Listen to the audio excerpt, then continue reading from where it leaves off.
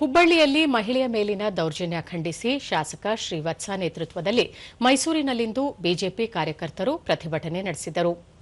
ಘಟನೆ ಖಂಡಿಸಿ ಬಿಜೆಪಿ ಮಹಿಳಾ ಘಟಕದ ಸದಸ್ಯರು ಮತ್ತು ಹಲವು ಕಾರ್ಯಕರ್ತರು ರಾಜ್ಯ ಸರ್ಕಾರದ ವಿರುದ್ಧ ಘೋಷಣೆಗಳನ್ನು ಕೂಗಿದರು. ಈ ವೇಳೆ ಮಾಜಿ ಸಂಸದ ಪ್ರತಾಪ್ ಸಿಂಹ, ರಾಜ್ಯ ಮಹಿಳಾ ಮೋರ್ಚಾದ ಉಪಾಧ್ಯಕ್ಷೆ ಪ್ರಫುಲ್ಲಾ ಮುಲ್ಲಾಡಿ ಸೇರಿದಂತೆ ಹಲವು ಮುಖಂಡರು ಭಾಗವಹಿಸಿದ್ದರು.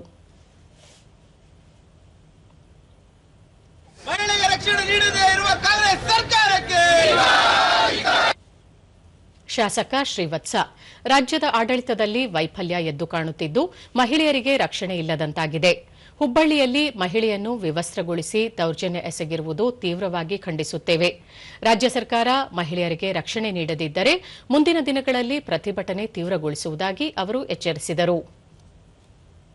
ಮೈಸೂರು ಸೇರಿದಂಗೆ ಬಾಲಕಿಯ ಮೇಲೆ ಅತ್ಯಾಚಾರವೂ ಸೇರಿದಂಗೆ ಇಬ್ಬರು ಮಹಿಳೆಯರು ಹತ್ಯೆಯೂ ಆಗಿರುವುದನ್ನು ನೆನೆಸ್ಕೊಂಡ್ರೆ ಈ ರಾಜ್ಯದಲ್ಲಿ ಮಹಿಳೆಯರ ರಕ್ಷಣೆ ಇಲ್ಲ ಅನ್ನುವಂತ ಏನು ಕಾಣ್ತಾ ಇದ್ದ ವಾತಾವರಣ, ಅದರ ವಿರುದ್ಧ ಇವತ್ತು ನಾವು ಸಾಂಕೇತಿಕ ಪ್ರತಿಭಟನೆಯನ್ನ ಮೈಸೂರಿನಲ್ಲಿ ಮಾಡ್ತಾ ಇದ್ದೀವಿ.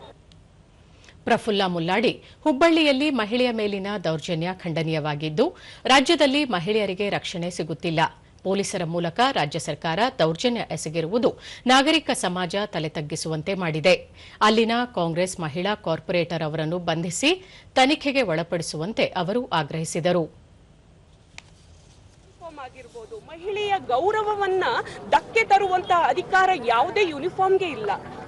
ಹಾಗಾಗಿ ಮಹಿಳೆಯ ಸುರಕ್ಷತೆ ಬರೀ ಘೋಷಣೆಯಾಗಿರಬಾರ್ದು, ಅದು ಆಡಳಿತ ಸರ್ಕಾರದ ಮುಖ್ಯವಾದ ಕೆಲಸ ಆಗಿರಬೇಕು ಅಂತ ನಾನು ಹೇಳೋದಕ್ಕೆ ಬಯಸ್ತೇನೆ.